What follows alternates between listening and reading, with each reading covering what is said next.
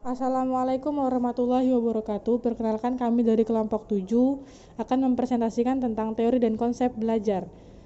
Perkenalkan, saya Ervina PS. Perkenalkan, nama saya Ii Supriyatno, NIM 231041600518. Perkenalkan, nama saya Muhammad Adnan Izulak, NIM 231041600561. Teori belajar. Pengertian teori belajar adalah sekumpulan konsep-konsep dan prinsip-prinsip belajar yang bersifat teoritis dan telah teruji kebenarannya melalui eksperimen yang dilakukan oleh para ahli. Teori pembelajaran sangat menentukan bagaimana proses pembelajaran akan terjadi. Pada dasarnya, setiap teori belajar memiliki tujuan yang sama, yaitu mewujudkan pendidikan yang mampu membekali peserta didik pengetahuan dan keterampilan untuk dapat bersaing dan terus mengikuti perkembangan zaman. Teori belajar dibagi menjadi 4. Yang pertama, teori belajar behavioristik. Yang kedua, teori belajar sosial kognitif. Yang ketiga, teori belajar konstruktivisme. Baik, di sini kita akan masuk ke teori belajar behavioristik. Teori belajar behavioristik adalah teori belajar yang berfokus pada perubahan perilaku peserta didik sebagai hasil dari proses pembelajaran. Menurut teori ini, perubahan perilaku peserta didik disebabkan oleh adanya interaksi antara stimulus dan respon. Stimulus tersebut berupa lingkungan pembelajar peserta didik, baik bersifat internal maupun eksternal. Sedangkan respon merupakan reaksi fisik terhadap rangsangan atau stimulus yang diberikan. Selanjutnya kita masuk pada ciri-ciri teori belajar behavioristik. Yang pertama, mementingkan pengaruh lingkungan. Yang kedua, mementingkan bagian-bagian atau elementalistik. Yang ketiga, mementingkan peranan aksi. Yang keempat, mengutamakan mekanisme terbentuknya hasil belajar melalui prosedur stimulus respon. Yang kelima, mementingkan peranan kemampuan yang sudah terbentuk sebelumnya. Yang keenam, mementingkan pembentukan kebiasaan melalui latihan dan pengulangan. Yang terakhir, memunculkan perilaku yang diinginkan sebagai hasil dari proses belajar. Kemudian yang terakhir kita masuk pada contoh penerapan teori belajar behavioristik di kelas. Yang pertama, guru menyusun materi atau bahan ajar secara lengkap, mulai dari materi sederhana sampai kompleks. Yang kedua, guru lebih mendominasi kegiatan pembelajaran dengan memberikan banyak instruksi selama mengajar. Kemudian yang ketiga, guru memberikan banyak pengulangan pembelajaran berupa latihan agar terbentuk perilaku atau pembiasaan seperti yang diinginkan. Yang keempat, guru akan melakukan evaluasi berdasarkan perilaku yang terlihat. Yang kelima, guru dituntut memiliki kemampuan memberikan penguatan atau reinforcement, baik dari sisi positif dan negatif. Yang kedua, teori belajar sosial kognitif. Menurut Albert Bandura, merupakan seorang pakar dalam bidang psikologi yang dikenal melalui teori fenomenalnya tentang sosial model. Menurutnya, perilaku manusia terbentuk dari sebuah proses peniruan yang disebut dengan teknik modeling dari lingkungan di sekitarnya. Dalam pandangan teori belajar sosial kognitif tersebut, seseorang dikatakan belajar melalui pengamatan. Selain itu, teori belajar sosial kognitif memandang bahwa belajar melalui proses peniruan.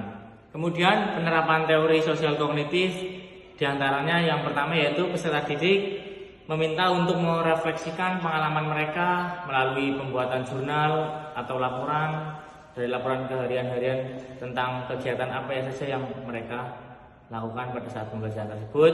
Kemudian yang kedua, mendorong diskusi berdasarkan apa yang diajarkan dengan meminta peserta didik untuk menjelaskan materi pembelajaran di depan kelas atau presentasi dan ajak peserta didik lainnya untuk mengajukan pertanyaan-pertanyaan.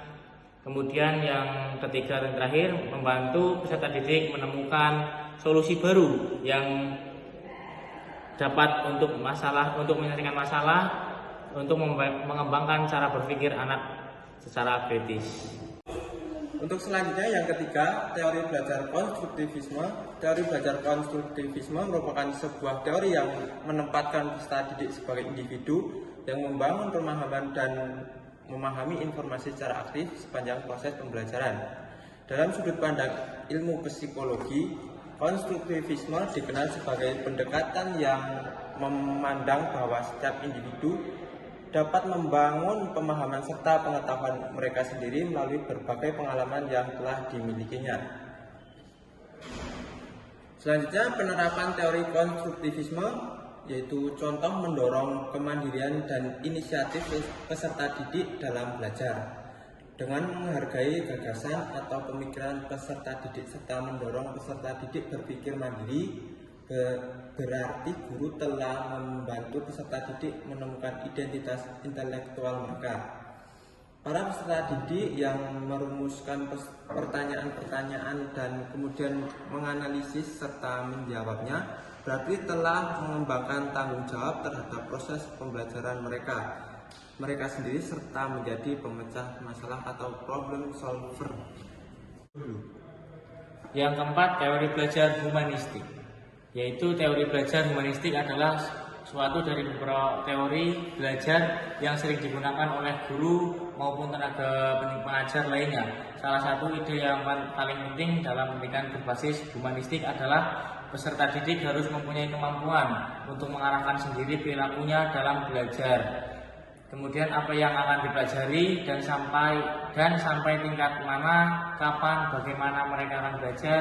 Inti dari pendekatan ini adalah bagaimana peserta didik belajar mengarahkan diri sendiri sekaligus memotivasi diri sendiri dalam belajar daripada sekedar menjadi penerima pasif dalam proses belajar di kelas. Kemudian dalam penerapan teori humanistik, yaitu guru menyediakan fasilitas atau sumber belajar baik buku, media visual maupun media audio untuk memenuhi kebutuhan peserta didik, karena peserta didik itu beragam.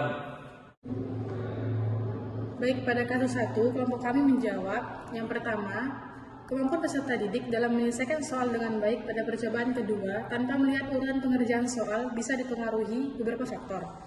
Pemahaman materi peserta didik mampu menyesuaikan diri dengan berbagai soal.